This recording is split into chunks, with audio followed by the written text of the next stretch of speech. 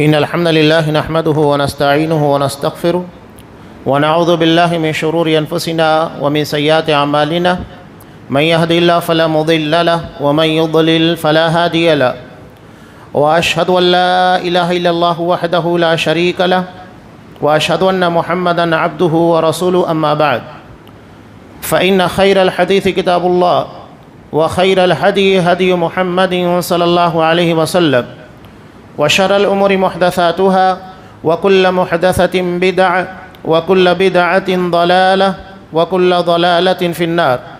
أعوذ بالله السميع العليم من الشيطان الرجيم. بسم الله الرحمن الرحيم. يا أيها الذين آمنوا اتقوا الله حق تقاته ولا تموتن إلا وأنتم مسلمون. يا أيها الناس اتقوا ربكم الذي خلقكم من نفس واحدة وخلق منها زوجها وبث منهما رجالا كثيرا ونساء واتقوا الله الذي تساءلون به والأرحام إن الله كان عليكم رقيبا.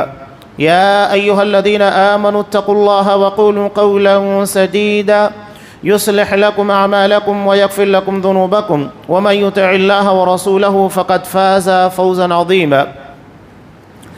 وعن أبي موسى الأشعري رضي الله تعالى عنه قال قال رسول الله صلى الله عليه وسلم كمل من الرجال كثير ولم يكمل من النساء إلا آسيا امرأة فرعون ومريم ابنة عمران وفضل عائشة على سائر النساء كفضل الثريد على سائر الطعام رواه البخاري. وقال النبي صلى الله عليه وسلم الدنيا كلها متاع وخير متاع الدنيا المرأة الصالحة رواہ مسلم. تمام قسموں کی تعریفات اللہ رب العالمین وحدہ لا شریک کے لیے لائق و زیبا ہے، جو ساری کائنات کا تنہا خالق و مالک ہے، اور بے شمار درود و سلام ہوں اللہ کے آخری نبی جناب کریم محمد رسول اللہ صلی اللہ علیہ وسلم کی ذات مقدسہ پر. محترم سامعین، عزیز ماں اور بہنوں،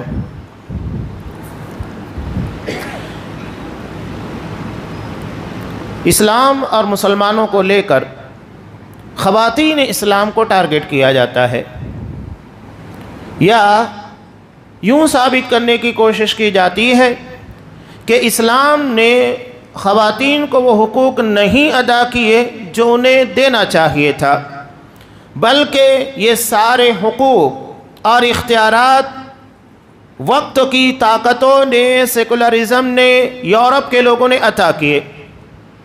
حالانکہ حقیقت یہ نہیں ہے. حقیقت یہ ہے کہ ایک عورت جو آج اپنے شوہر کی اطاعت و فرمانبرداری اور اس کی زوجیت کے انکار کرتی ہے، وہ بقیہ دنیا کے تمام انسانوں کی بات مانتی ہے. وہ سیکریٹری بن کر سارے لوگوں کے خواہشات کو پوری کرے گی، جو کہیں گے خاموشی کے ساتھ سنے گی، ان کے خلاف کوئی جملہ استعمال نہیں کرے گی. اگر کسی جگہ پر اس کو آفس کے اندر سیکریٹری بنا دیجئے، کسی دکان کے پر بنا دیجئے، سب چیزیں آپ کو نظر آتی ہیں. اصل میں ان لوگوں کے ایک ایک حصے کا بیوپار کیا جاتا ہے اور ان کی جوانی کو استعمال کیا جاتا ہے، کچھ بھی نہیں اس کے علاوہ. اسلام نے ان لوگوں کو تقدس عطا کیا، احترام عطا کیا. بلکہ اگر ہم خواتین اسلام کے بارے میں پڑھیں تو پتہ لگے گا کہ اسلام کی ابتدا سے ہی خواتین نے اسلام کی ترویج اور نشر و اشاعت میں جو کردار ادا کیا ہے وہ ہماری ماؤں اور بہنوں کے لیے نمونہ ہے. افسوس کے ساتھ یہ کہنا پڑتا ہے کہ آج ہماری مائیں اور بہنیں جو گلیمر کی دنیا کو دیکھنے لگی ہیں، چاہے وہ سیریل کے نام کے پر ہو، فلموں کے نام کے پر، جہاں انہیں ایک الگ دنیا دکھائی جاتی ہے، ایک ایسی دنیا جو حقیقی دنیا سے بالکل جدا ہوتی ہے، اس کا حقیقی دنیا سے کوئی تعلق نہیں ہوتا. سیریلوں میں صرف جھگڑے دکھائے جاتے ہیں، سازشیں دکھائی جاتی ہیں، کس طرح کسے نقصان پہنچانا چاہیے. بہو اپنی ساس کے خلاف، ساس اپنی بہو کے خلاف لگی ہوئی ہے، نند اپنی بھوج کے خلاف لگی ہوئی ہے. یہ اسلامی تعلیم نہیں ہے. اور ان چیزوں کے دیکھنے کے بعد نتیجہ کیا ہوتا ہے کہ وہ اثرات ہمارے گھریلو زندگی کے اندر پڑتے ہیں. بچوں کے پر پڑتے ہیں، ہماری ماں اور بہنوں کے پر پڑتے ہیں، اور وہی دنیا جو کہ سیریلوں کے اندر، فلموں میں دکھائی جاتی ہے، اس کی طلب اور خواہش ہماری مائیں اور بہنیں دنیا میں رکھتی ہیں، جو کہ حقیقی دنیا سے بالکل جدا ہے۔ اس کی بنیاد کے پر بہت سارے اختلافات، بہت سارے مسائل پیدا ہوتے ہیں۔ تو اس طرح کی جھوٹی گلیمر کی دنیا سے نکل کر حقیقی دنیا میں آنے کی کوشش کیجیے۔ اللہ تبارک و تعالیٰ نے دنیا کو دارالامتحان بنایا، امتحان کی جگہ۔ یہاں ہر کسی کا امتحان ہو رہا ہے، چاہے مرد ہو، خواتین ہو، بوڑھے ہوں، بچے ہوں۔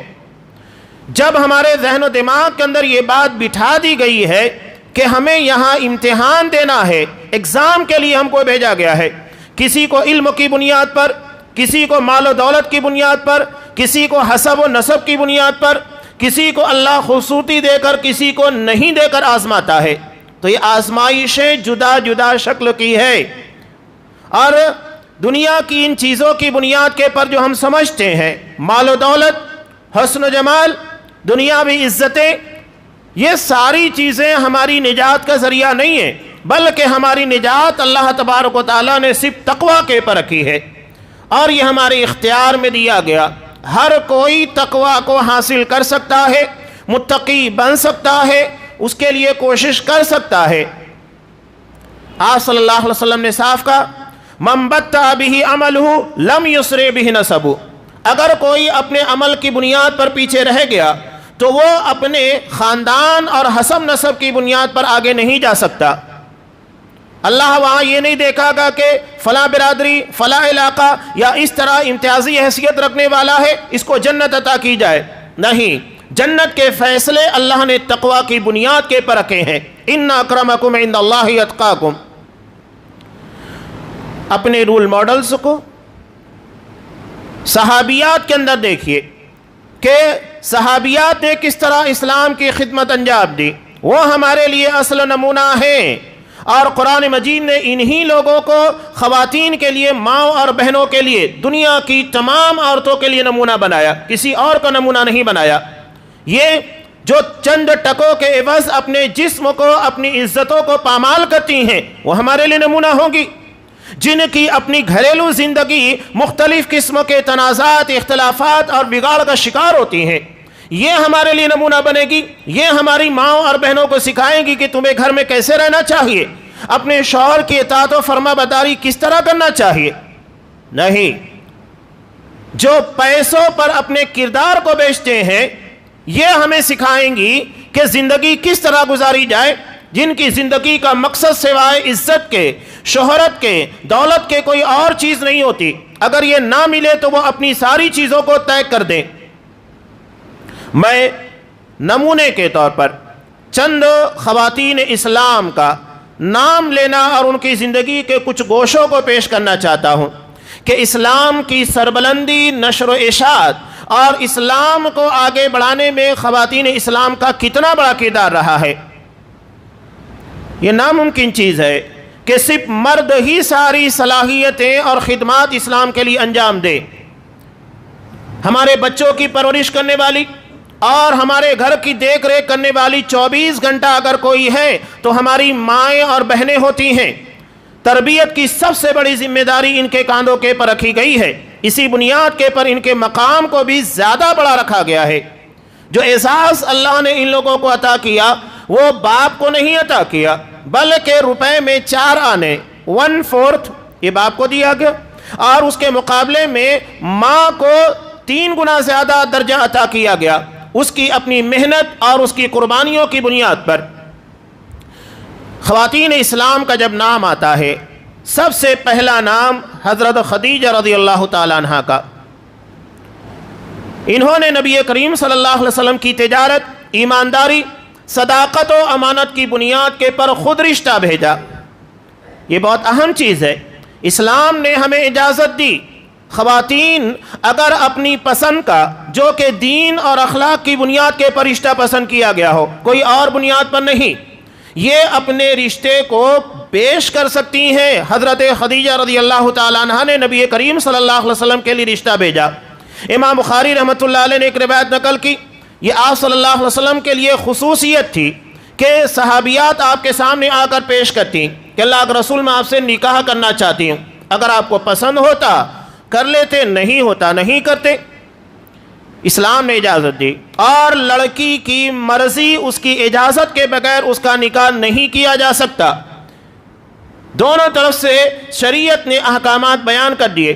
حضرت خدیجہ رضی اللہ تعالیٰ عنہ نے نبی کریم صلی اللہ علیہ وسلم کی ایمانداری اور آپ کی صداقت و امانت کی بنیاد کے پر رشتہ بھیجا، قبول ہو گیا۔ حالانکہ عمر کا کافی فرق تھا۔ ہمارے یہاں مزاج یہ ہے کہ شوہر کی عمر زیادہ ہونی چاہیے، بیوی کی کم ہونی چاہیے، یہ اسلامی مزاج نہیں ہے۔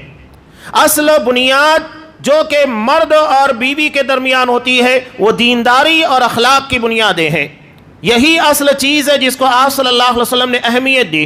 امام ترمذی، امام ابو داؤد رحمۃ اللہ علیہ نے جو روایت نقل کی، کہا اذا اتاکم من ترضون دینا وخلقا فزوجوا، اگر تمہارے پاس کسی ایسے شخص کا پیغام نکاح آتا ہے جس کے دین اور اخلاق کو تم پسند کرتے ہو، نکاح کر دو۔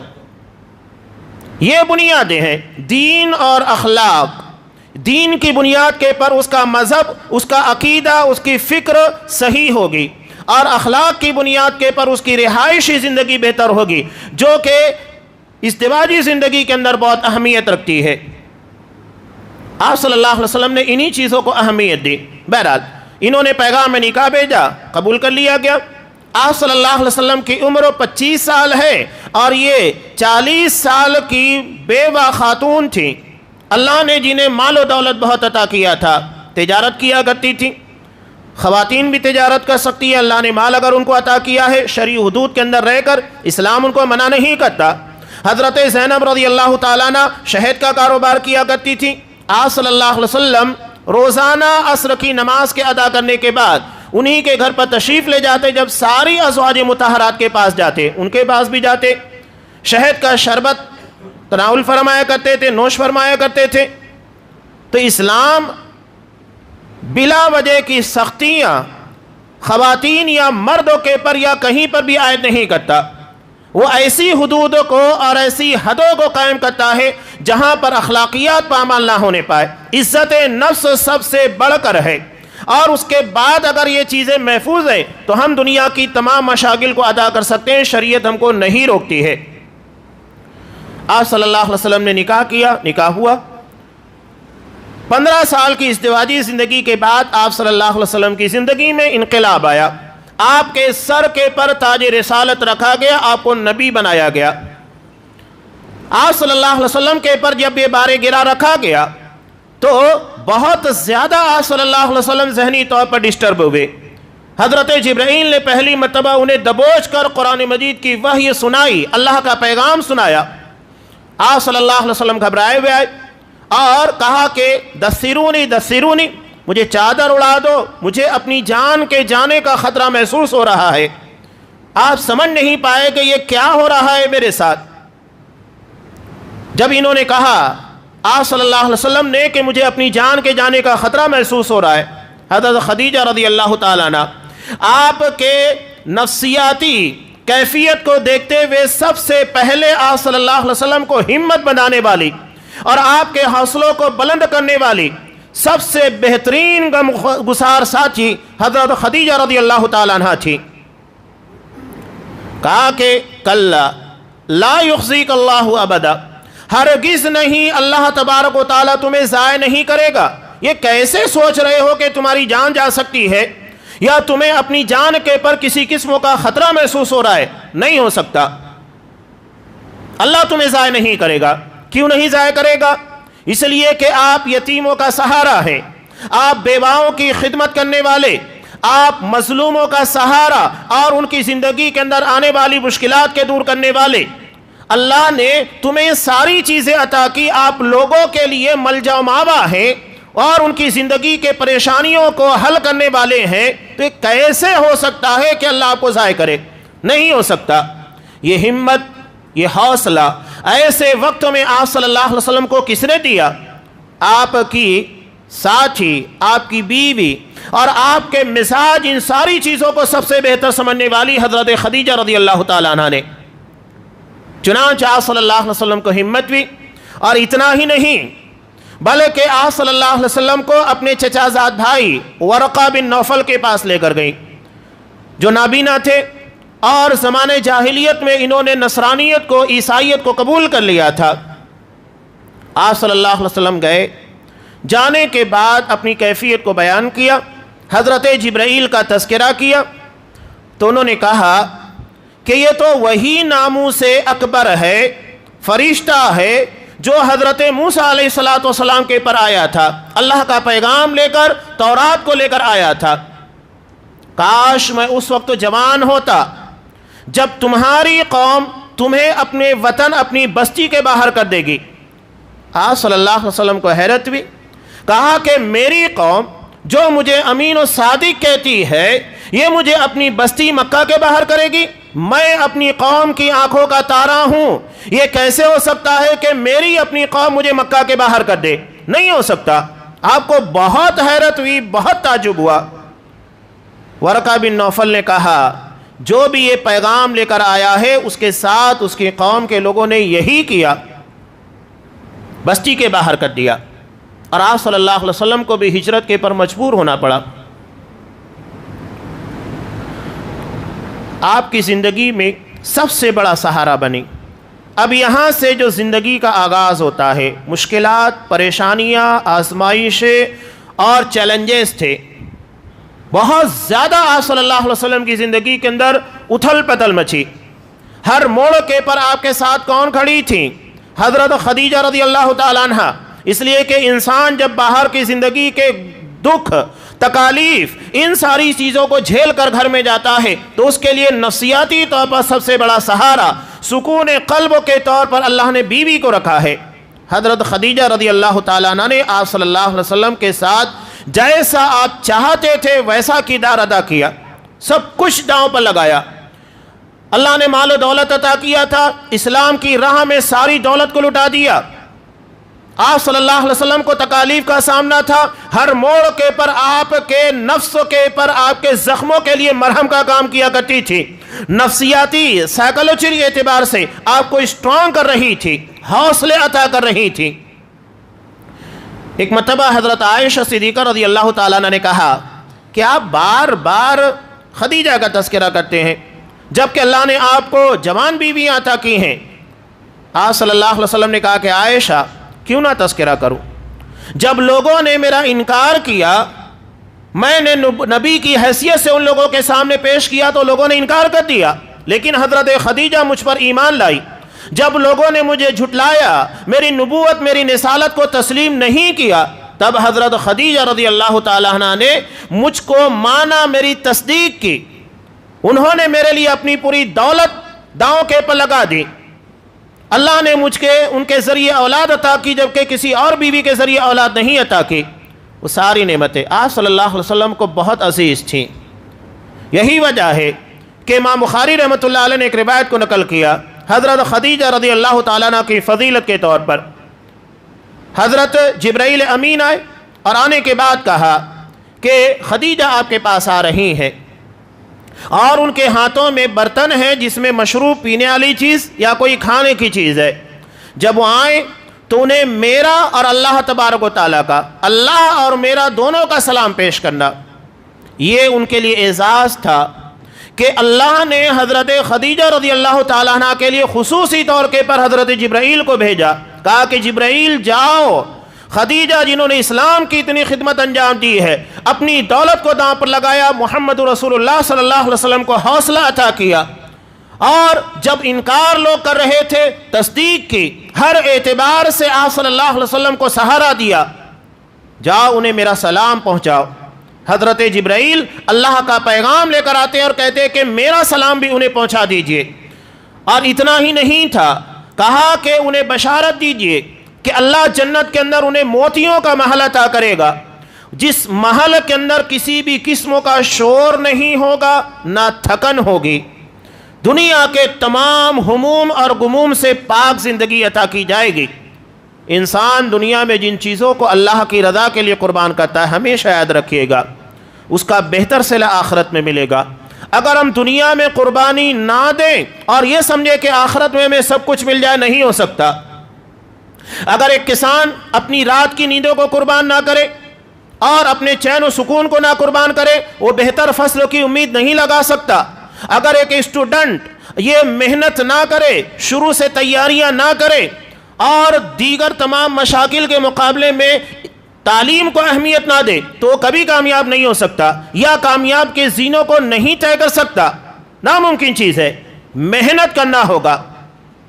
من طلب العلا سحر اللیالی، جو شخص بلندی کی تلاش میں ہوتا ہے اسے راتیں جاگ کر گزارنی پڑتی ہے اور محنت کرنی پڑتی ہے۔ یہ سارے اعزازات یوں ہی نہیں مل جاتے، قربانیاں دینی پڑتی ہے۔ حضرت خدیجہ رضی اللہ تعالیٰ عنہ نے قربانیاں دی، اس کے بعد یہ اعزاز عطا کیا گیا۔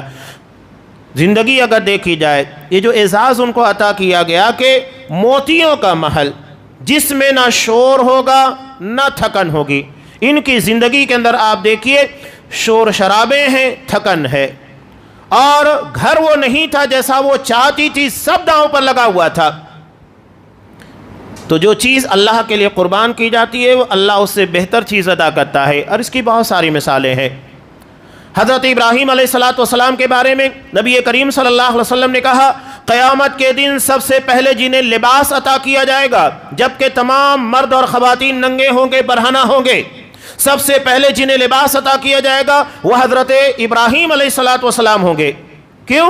اس کی وجہ بیان کی جاتی ہے کہ جب انہیں آگ میں ڈالا جانے لگا اللہ کی توحید کے لیے، اللہ کے دین کی ترویج اور نشر و اشاعت کے بدلے میں، تو جسم کا لباس بھی اتار لیا گیا تھا۔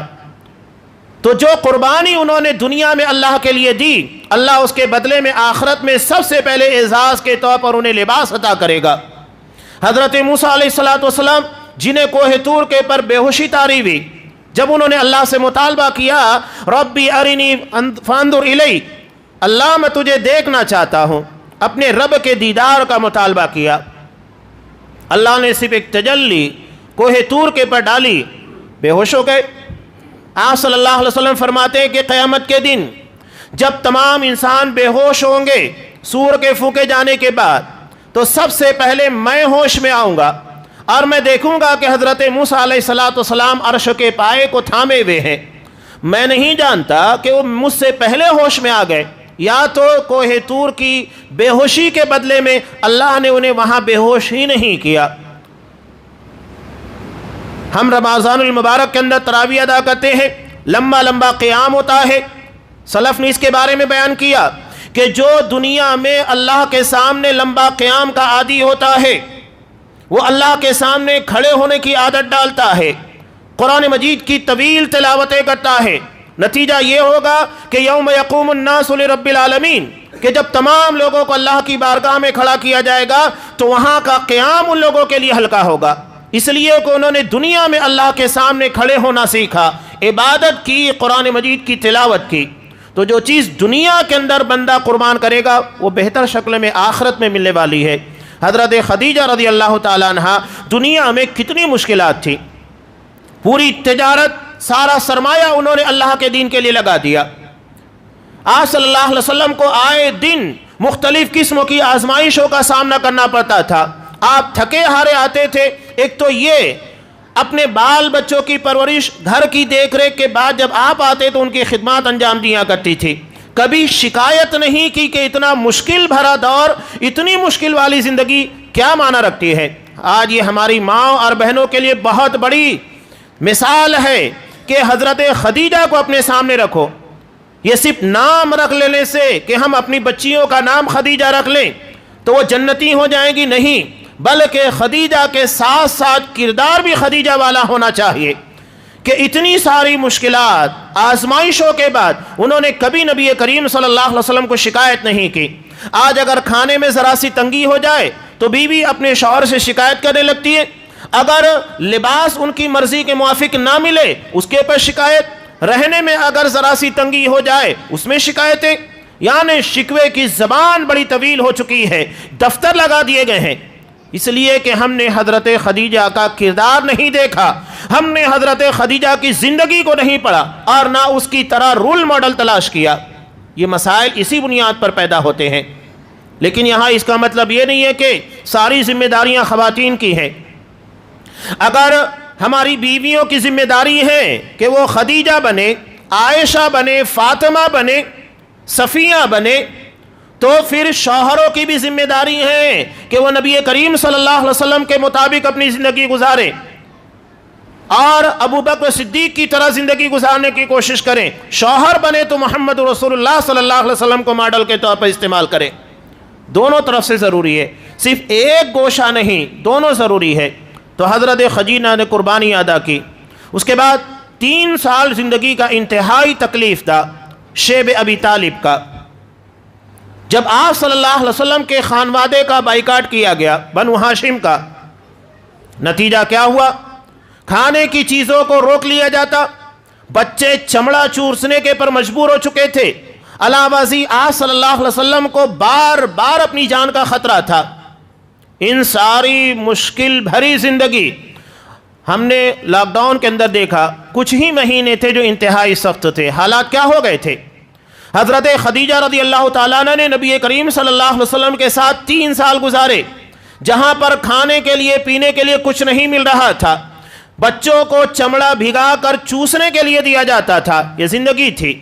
لیکن شکایت آپ بیان کر دیجئے کہ انہوں نے کبھی شکایت کی ہو؟ کبھی آپ کو نہیں ملے گا کہ آپ صلی اللہ علیہ وسلم کو شکوہ کیا ہو کہ سب تمہاری وجہ سے ہو رہا ہے، یہ سارا دین اور یہ معاملات کی ذمہ داری آپ نہیں اٹھاتے تو یہ تکالیف ہم کو نہیں اٹھانا پڑتا۔ نہیں، کہیں شکوہ نہیں ہے۔ ساری چیزوں کو ہنستے مسکراتے ہوئے برداشت کیا، اور اسی کے نتیجے میں اللہ نے اتنی بڑی بشارت عطا کی، اتنا بڑا اعزاز انہیں عطا کیا۔ یہ حضرت خدیجہ رضی اللہ تعالیٰ عنہ جنہوں نے اپنا رول ادا کیا اسلام کی خدمات کے لیے۔ اس کے بعد جو نام آتا ہے وہ ہے حضرت سمیہ رضی اللہ تعالیٰ عنہ۔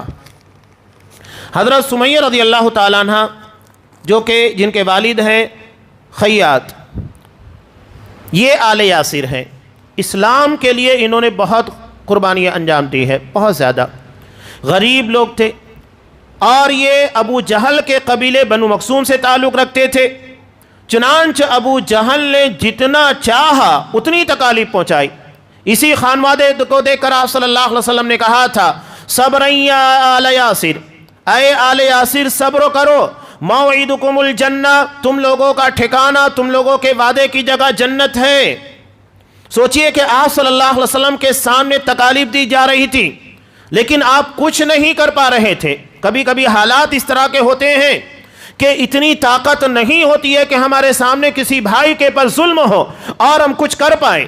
آپ صلی اللہ علیہ وسلم کی حالت بھی ایسی ہی تھی کہ آپ کے سامنے ایک نہیں کئی مرتبہ تکالیف دی گئی، اور جو کردار حضرت سمیہ حضرت یاسر کی ماں حضرت عمار رضی اللہ تعالیٰ عنہ کی ماں کا ہے، یہ بہت اہمیت رکھتا ہے۔ ابو جہل کو ایک مرتبہ برداشت نہیں ہوا، اس نے کیا کیا؟ حضرت سمیہ رضی اللہ تعالیٰ عنہ کو لباس اتار دیا، سارے لوگوں کے سامنے لا کر کھڑا کیا۔ سوچئے کہ خاتون کے لیے کتنی بے عزتی کی بات ہوتی ہے کہ سارے مجمع کے سامنے لا کر، اور وہ بھی بوڑھی خاتون کے ساتھ اس طرح کا ویوہار اور اس طرح کا معاملہ پیش کرنا کیا معنی رکھتا ہے؟ وہ کتنے سنگدل اور کتنے ظالم رہے ہوں گے کہ ایک بوڑھی خاتون کو سارے لوگوں کے سامنے لا کر برہنہ کر دیا۔ اور اس کے بعد کہتا ہے، تمہارے سامنے ایک ہی راستہ ہے، اگر تمہیں اپنی جان پیاری ہے تو محمد صلی اللہ علیہ وسلم کے دین کو چھوڑنا ہوگا، نہیں چھوڑتی جان قربان کرنی ہوگی۔ حضرت سمیہ رضی اللہ تعالیٰ عنہ نے کہا، ایمانی پاور کتنی زیادہ تھی۔ علامہ اقبال نے کہا تھا نا، بازو تیرا توحید کی قوت سے قوی ہے۔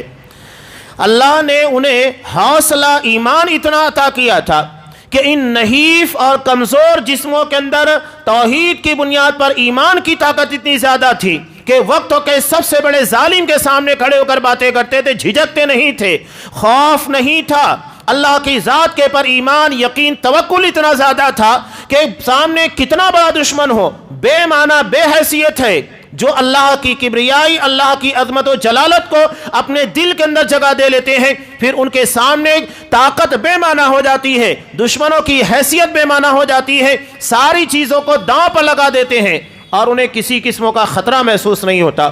آج ہمیں خطرہ محسوس ہوتا ہے کہیں ہماری تجارت داؤں پر نہ لگ جائے، کہیں ہماری تعلیم داؤں پر نہ لگ جائے، کہیں ہمارے خاندان یا رشتہ داروں کا کوئی مسئلہ نہ ہو جائے۔ ہم حق کے تعلق سے جھجک کھاتے ہیں، خوف کھاتے ہیں، وہ یہ سوچتے نہیں تھے۔ صاف کہا، جاہل نادان، تو نے بہت آسان سودا کیا ہے۔ اگر اس ایمان کے تحفظ کے لیے 100 جانیں اگر اللہ دے دیتا اور انہیں قربان کرنا پاتا، قربان کرتے، ڈرتے نہیں، قربان کر دیے جاتے۔ ایمان اتنا اہمیت رکھتا ہے، ایمان کی اہمیت کو سمجھیے، لوگ اسے بے معنی بے حیثیت سمجھتے ہیں۔ اصل قیمت ایمان کی ہے، جو عقیدہ توحید اور منہجیت کے نام کے پر جانا جاتا ہے۔ اگر یہ سلامت نہیں ہے تو دنیا کچھ بھی ہو جائے اور دنیا میں جو کچھ بھی مل جائے سب بے معنی بے حیثیت ہے۔ آپ صلی اللہ علیہ وسلم نے وعدے کہا، مسلم کی روایت، لا تدخلون الجنہ حتی تؤمنوا، بغیر ایمان کے کوئی شخص جنت میں داخل نہیں ہوگا۔ اور ایمان کیسا ہونا چاہیے؟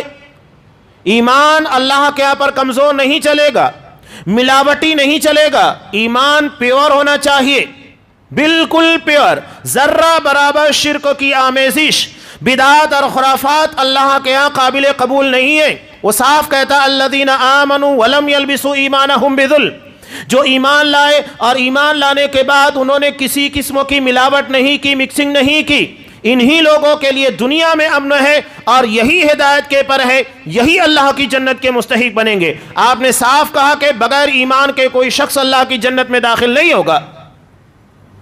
یہاں ہمارے ایمان، راستہ اگر بلی کاٹ دے ڈگمگانے لگتا ہے، اگر ہمیں کسی پیر ولی بزرگوں کے نام پر ڈرا دے تو کانپنے لگ جاتے ہیں، کہیں پتھروں کے نگینے کے پر ہماری تقدیر، ہمارا ایمان بکتا ہے، اتنا کمزور۔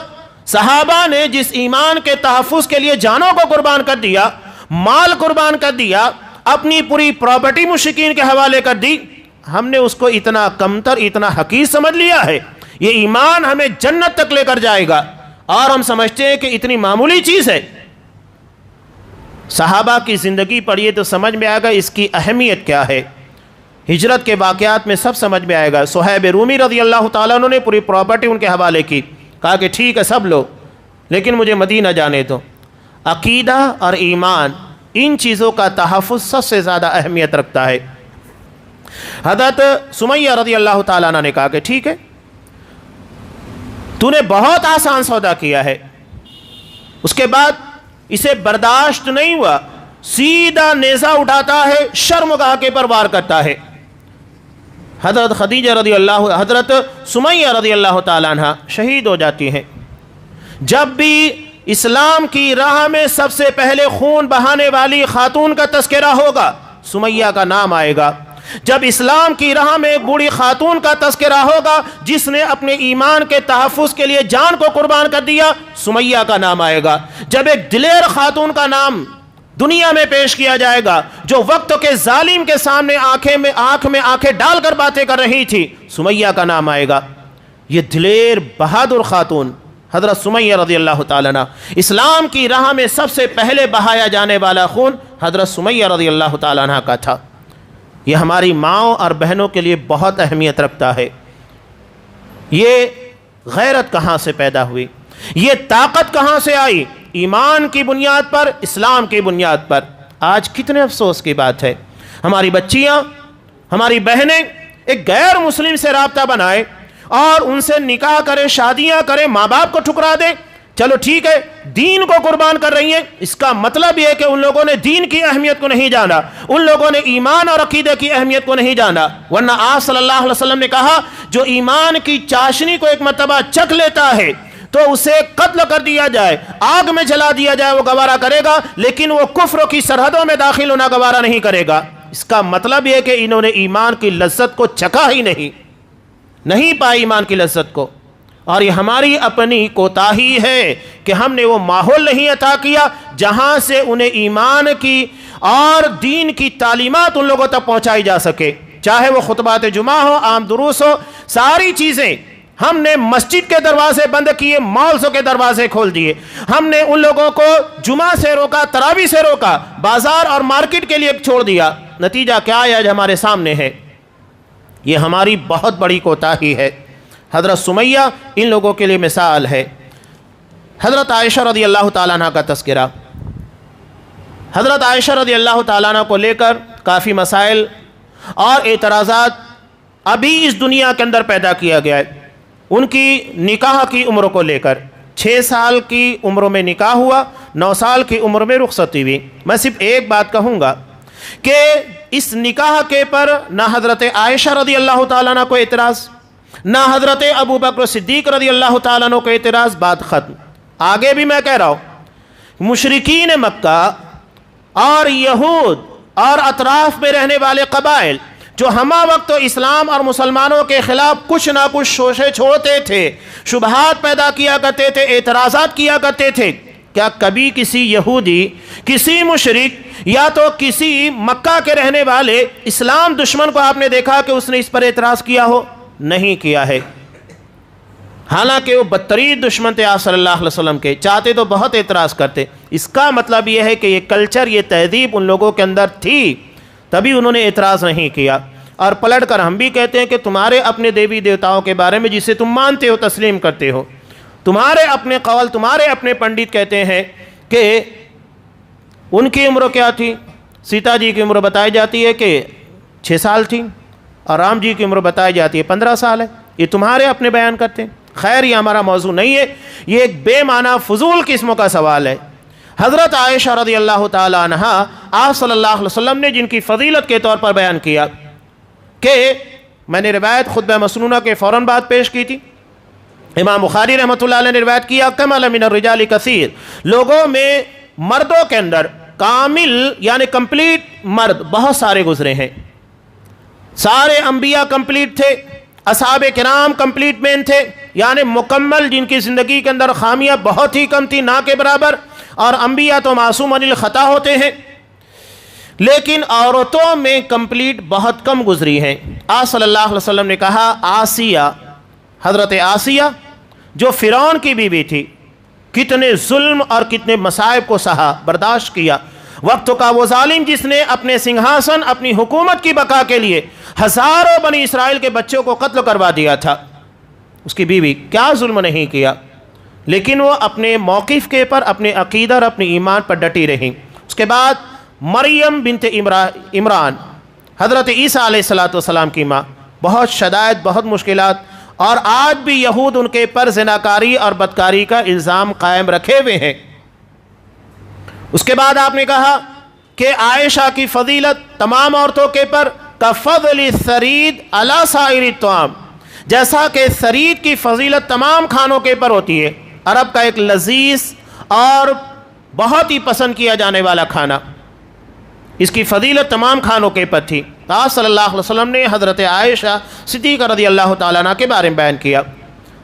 حضرت عائشہ رضی اللہ تعالیٰ عنہ کی فضیلت ان کے علم، ذہانت اور اسلام کی نشر و اشاعت کے اندر بنیادی کردار ادا کرنے کی وجہ سے ہے۔ آپ صلی اللہ علیہ وسلم نے 4 سے زائد نکاح کیے، بیک وقت تو 9 بیویاں تھیں۔ اس کی ایک بڑی وجہ یہی تھی کہ خواتین کے ذریعے آپ صلی اللہ علیہ وسلم خواتین میں کام کرنا چاہتے تھے۔ بہت سارے ان لوگوں کے مسائل جو کہ خاتون آپ کے سامنے آ کر بغیر جھجک کے نہیں پوچھ سکتی تھی، وہ آپ صلی اللہ علیہ وسلم کی ازواج مطہرات سے پوچھا کرتی، اور وہ مسئلہ آپ تک جاتا اور آپ اس کو بیان کرتے۔ چونکہ آپ صلی اللہ علیہ وسلم تمام لوگوں کے لیے نبی بنا کر بھیجے گئے، ہر قسم کے مسائل آپ کو بیان کرنا تھا، مردوں کے، خواتین کے، بچوں کے، بوڑھوں کے، تمام مسائل آپ کو بیان کرنا تھا۔ تو خواتین کے شعبے کے تعلق سے آپ نے ازواج مطہرات کا انتخاب کیا۔ اور حضرت عائشہ رضی اللہ تعالیٰ عنہ ذہانت میں، علم میں بہت اعلیٰ معیار کی تھیں، چنانچہ انہوں نے آپ صلی اللہ علیہ وسلم کی احادیث کے ذخیرے کو جمع کیا۔ راویان حدیث میں حضرت ابو ہریرہ، اس کے بعد حضرت عبداللہ ابن عباس رضی اللہ تعالیٰ عنہ، تیسرا مقام ہے حضرت عائشہ رضی اللہ تعالیٰ عنہ کا۔ 2210 روایتیں آپ صلی اللہ علیہ وسلم کی بیان کرتی ہے، اتنی کثیر روایتیں انہوں نے بیان کی ہے۔ تو آپ صلی اللہ علیہ وسلم نے نکاح کا ایک بنیادی مقصد یہی رکھا تھا، فقیہ کی حیثیت تھی، اجلہ اصحاب کرام کے درمیان اگر اختلاف ہوتا تو یہ حضرت عائشہ رضی اللہ تعالیٰ عنہ کے پاس جاتے اور یہ مسائل بیان کرتی. بڑے بڑے صحابہ فقہی مسائل کے اندر انہی سے رجوع کیا کرتے تھے. خاص طور سے انہوں نے آپ صلی اللہ علیہ وسلم کی گھریلو زندگی کے ساتھ ساتھ زندگی کے اخیر مرحلے کے تعلق سے ساری روایتوں کو بیان کیا. پوری تفصیل آپ کو مرض الموت کے تعلق سے روایتیں ملتی ہیں. حضرت عائشہ رضی اللہ تعالیٰ عنہ کی ملے گی. غور سے ایک ایک چیز کو دیکھا کرتی تھی, سمجھا کرتی, نہیں سمجھ میں آتا سوال کیا کرتی تھی, اور انہی کو لے کر بہت سارے احکامات قرآن مجید میں نازل ہوئے. زنا اور بدکاری کے تعلق سے انہی کے پر جب الزام لگایا گیا احکامات نازل ہوئے. تیمم کے تعلق سے ان کا ہار کھو گیا, احکامات نازل ہوئے. یہاں تک کہ لوگ کہتے تھے کہ ابو بکر کے خانوادے کے تعلق سے کہ تم لوگوں کی وجہ سے بہت سارے احکامات ہمیں سیکھنے کو ملتے ہیں اور اللہ انہیں نازل کرتا ہے. تو یہ ایک بہت اہم چیز تھی. آپ صلی اللہ علیہ وسلم سے سوال ہوا کہ اللہ کے رسول, آپ کو لوگوں میں سب سے زیادہ پیارا کون لگتا ہے؟ کہا کہ ابو بکر صدیق سب سے چہیتے اور سب سے محبوب ہیں. لوگوں نے کہا اس کے علاوہ آپ کو اور کون چہیتا ہے؟ آپ صلی اللہ علیہ وسلم نے سب سے پہلے آپ سے جب سوال ہوا تو آپ نے کہا کہ عائشہ. اس کے بعد کہا کہ نہیں, مردوں میں بتائیے کون ہے؟ کہا کہ عائشہ کے والد ابو بکر صدیق رضی اللہ تعالیٰ عنہ. اس کے بعد سوال ہی نہیں ہوا. تو یہ آپ کی محبوب ترین شخصیات تھی, اس لیے کہ ان لوگوں نے خدمات بہت انجام دی اسلام کی, اپنے مال کے ذریعے, وقت کے ذریعے, علم کے ذریعے, جو کچھ بھی ہو سکتا تھا. علاوہ خواتین اسلام میں بہت سارے نام اور بھی آتے ہیں. حضرت ام سلیم رضی اللہ تعالیٰ عنہ, یہ خاتون انصار کی تھی. لوگوں نے آپ صلی اللہ علیہ وسلم کی خدمت میں مدینہ آنے کے بعد بہت سارے تحائف پیش کیے. یہ اکیلی تھیں اور ساتھ میں چھوٹے سے بچے حضرت انس رضی اللہ تعالیٰ عنہ کو, یہی دو لوگ تھے. سوچئے کہ ایک عورت کے لیے بچہ کتنا بڑا سہارا ہوتا ہے, جبکہ وہ اکیلی ہو, نہ شوہر ہو, نہ بھائی ہو, گھر میں کوئی نہ ہو. کہا کہ اللہ کے رسول, لوگوں نے اپنی طرف سے جو خدمات انجام دینی تھی اور جو تحائف دینے تھے دیے. میرے پاس میرا بچہ ہے, میں یہ آپ کی خدمت میں پیش کرتی ہوں کہ میرا بچہ دن و رات آپ کے خادم کی حیثیت سے رہے گا. کیا جذبہ تھا. اور حضرت انس رضی اللہ تعالیٰ عنہ نے 10 سال آپ صلی اللہ علیہ وسلم کی خدمت انجام دی. حضرت ام سلیم رضی اللہ تعالیٰ عنہ جب ان کے پاس پیغام نکاح آیا, حضرت ابو طلحہ رضی اللہ تعالیٰ عنہ کا اس وقت مشرک تھے. انہوں نے کہا کہ تم مشرک ہو, میں تم سے کیسے نکاح کر سکتی ہوں؟ میری شرط ہے کہ مسلمان بن جاؤ. مسلمان بنو گے تو تمہارا اسلام لانا نے میری مہر ہوگا, میں مہر نہیں لوں گی, تمہارا اسلام میری مہر ہوگا.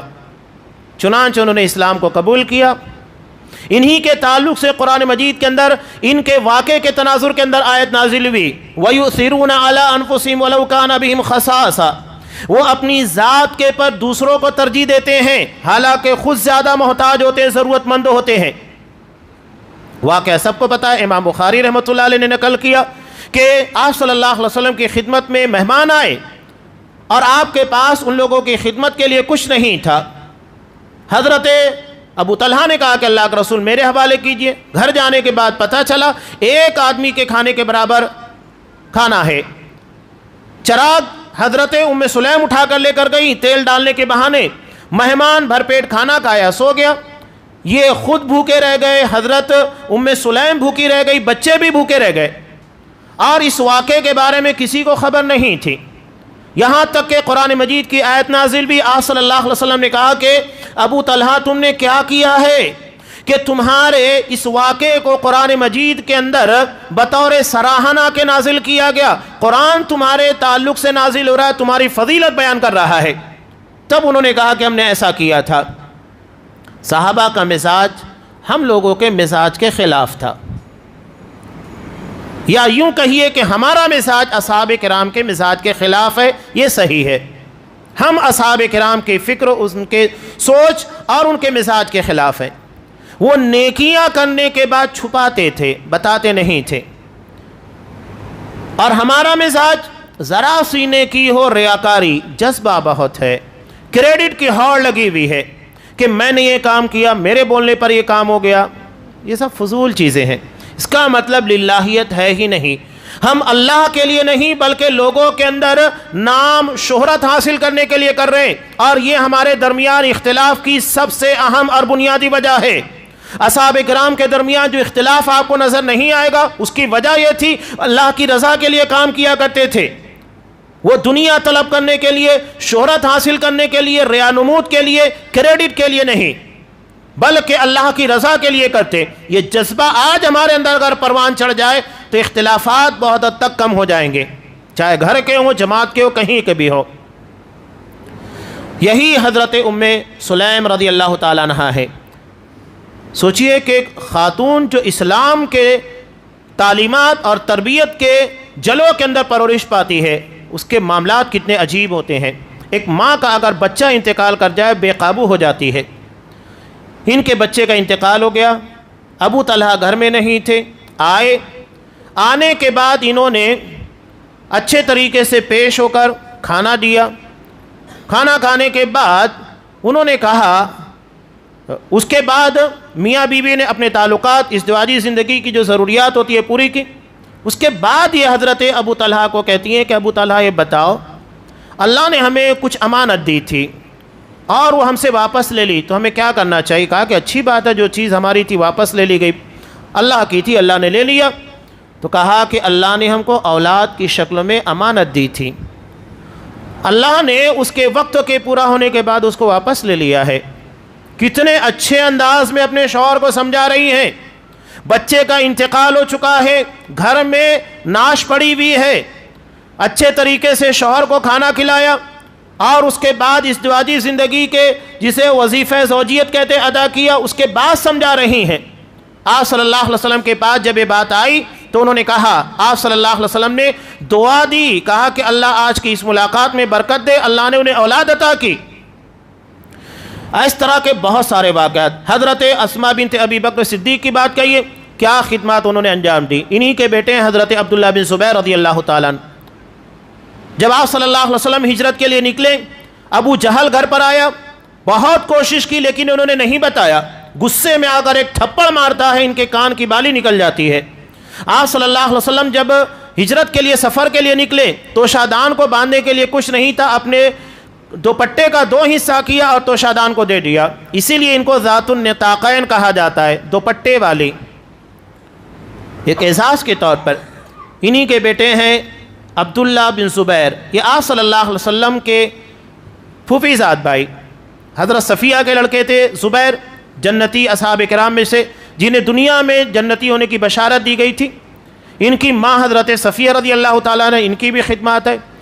ایک طویل سلسلہ ہے جسے ہم سمو نہیں سکتے، ایک خطبے میں صرف چند جھلکیاں تھی جو میں بیان کرنے کی کوشش کر رہا ہوں۔ حضرت اسماء بنت ابی بکر حجاج بن یوسف کے سامنے عبداللہ بن زبیر کھڑے ہو گئے، بڑا ظالم، بڑا جابر تھا، یہاں تک کہ وقت قریب آیا، شہید ہو گئے۔ شہید ہونے کے بعد حضرت اسماء رضی اللہ تعالیٰ عنہ جو 100 سال کے قریب کی عمر پائی تھی یا اس سے زائد، یہ نابینا تھی، لا کر پیش کیا گیا۔ حضرت عبداللہ بن زبیر کو سولی کے پر لٹکا دیا گیا تھا شہید کرنے کے بعد، اور اس کے بعد حضرت اسماء رضی اللہ تعالیٰ عنہ جو بوڑھی خاتون تھی، حوصلہ دیکھیے عورتوں کے اندر یہ جذبات، یہ حوصلے، ہمتیں کہاں سے پیدا ہوتی تھی۔ یہ ایمانی پاور اپنے اندر پیدا کرنے کی ضرورت ہے۔ اپنے بیٹے کو سامنے دیکھا کہ سولی کے پر لٹکا دیا گیا ہے، نابینا تھی، بتایا گیا کہ دیکھو تمہارا بیٹا لٹکا ہوا ہے، سولی کے پر اس کو لٹکا دیا گیا ہے۔ کیا جملہ کہا تھا، کہا کہ خطیب کے منبر سے اترنے کا وقت نہیں آیا، آج بھی میرا بیٹا تم سب کے اوپر ہے، وہ اوپر ہے، تم نیچے ہو۔ یہ مائیں تھی۔ اس کے بعد اللہ سے دعا مانگی کہ اللہ میرے بیٹے کی عبادتوں کو قبول کر جو رات کی تنہائیوں میں لوگوں سے چھپ چھپا کر تیرے لیے کیا کرتا تھا، ان سجدوں کو قبول فرما جو رات کی تنہائیوں میں تیرے سامنے گڑگڑاتے ہوئے ادا کرتا تھا۔ یہ مائیں تھی۔ یہ جذبہ ہماری ماں اور بہنوں کے اندر پیدا ہونے کی ضرورت ہے۔ میں آخری واقعہ پیش کر کے اپنی بات کو مکمل کر دیتا ہوں۔ حضرت خنسہ رضی اللہ تعالیٰ عنہ، ان کے تعلق سے بہت سارے واقعات ملتے ہیں۔ اللہ نے ان کو شاعری کے اندر بہت مہارت عطا کی تھی، ملکہ تھا، یہاں تک کہ حضرت حسان بن ثابت رضی اللہ تعالیٰ عنہ ان کے اشعار کے اندر بھی بہت ساری خامیاں نکالا کرتی تھیں۔ اتنا زیادہ انہیں اپنے فن کے پر اور اپنے مہارت حاصل تھی۔ جاہلیت میں ان کے بھائی کا انتقال ہوا، اپنے بھائی کی وفات پر پورا مرثیہ لکھ دیا، دیوان لکھ دیا۔ اتنا غم تھا انہیں اپنے بھائی کی وفات کے پر، لیکن اسلام کے قبول کرنے کے بعد ساری چیزیں تبدیل ہو گئی، پوری کیفیت تبدیل ہو گئی۔ قادسیہ کے موقع کے پر جب دشمن اسلام اور مسلمانوں کے خلاف طاقت میں تھے، پاور میں تھے، اور جنگ کو جیتنا بہت ضروری تھا، ایسے میں اپنے 4 جوان بیٹوں کو کھڑا کرتی ہیں میدان کارزار میں لے جا کر۔ یہ نہیں کہ 4 میں سے 2 کو روک لیا، 2 کو بھیج دیا، چاروں کے چاروں کو بھیج دیا، اور اس کے بعد کہا کہ بیٹو تم سب کے سب اپنے باپ کی اولاد ہو، میں نے تمہارے باپ کے ساتھ کوئی خیانت نہیں کی ہے، اور تمہاری تربیت میں نے کیسے کی ہے یہ تم کو بھی پتا ہے۔ جاؤ، دشمن سامنے موجود ہے، آج کے بعد میں شہیدوں کی ماں کی حیثیت سے زندگی گزارنا چاہتی ہوں، جاؤ تمہارے لیے شہادت کا موقع ہے۔ چاروں جاتے ہیں، چاروں کے چاروں شہید ہوتے ہیں۔ کیسی مائیں تھیں جو اپنے بچوں کو اللہ کی راہ میں شہید ہونے کے لیے بھیجا کرتی تھیں۔ کہاں تو اپنے بھائی کی وفات پر پورا مرثیہ، پوری کتابیں، پورا دیوان تحریر کر دیا جاتا ہے، اور یہاں ایمان کے قبول کرنے کے بعد اپنے بچوں کو اللہ کی راہ میں شہید ہونے کے لیے بھیج رہی ہیں۔ ایک نہیں، 4 بچوں کو۔ جب 4 کے 4 کے بارے میں خبر آتی ہے، چاروں شہید ہو چکے ہیں، اللہ کا شکر ادا کرتی ہیں، چیخنا چلانا، شکوے شکایت نہیں، شکر ادا کرتی ہے، الحمدللہ الذی اکرمنی بشہادتہم، کہ ساری تعریفیں اس اللہ کے لیے ہے جس نے ان کی شہادت کے ذریعے دنیا میں مجھے عزت عطا کی۔ یہ مائیں تھیں، یہ خواتین تھیں۔ اسلام ایسے ہی آج ہمارے چوکھٹ تک نہیں پہنچا ہے، ہزاروں کلومیٹر دور، بلکہ دنیا کے سارے علاقوں کے اندر آج جو اسلام کی نشر و اشاعت مسلمان نظر آتے ہیں، اسلام کا نام لیا جاتا ہے، اس میں ہماری مائیں اور بہنوں کا بہت بڑا کردار رہا ہے۔ وہ کردار آج بھی ضروری ہے کہ ہماری مائیں اور بہنیں ادا کریں، نبھانے کی کوشش کریں، لیکن اس کے لیے لازم ہے کہ یہ کردار پڑھیں جو خدیجہ کے ہیں، صفیہ کے ہیں، عائشہ کے ہیں، اسما کے ہیں، ام سلیم کے ہیں، خنسا کے ہیں۔ ان واقعات کو پڑھیں، تب وہ چیزیں ہمارے اندر آئے گی۔